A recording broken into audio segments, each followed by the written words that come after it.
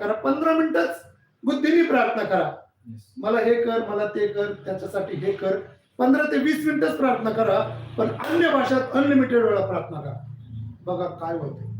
Hallelujah. Hallelujah. का तुम्ही तयार आहात का? अनलिमिटेड वेळ प्रार्थना करायला तुम्हाला किंमत द्यावं लागेल. अन्य भाषेत तुम्हाला प्रार्थना करावं लागेल.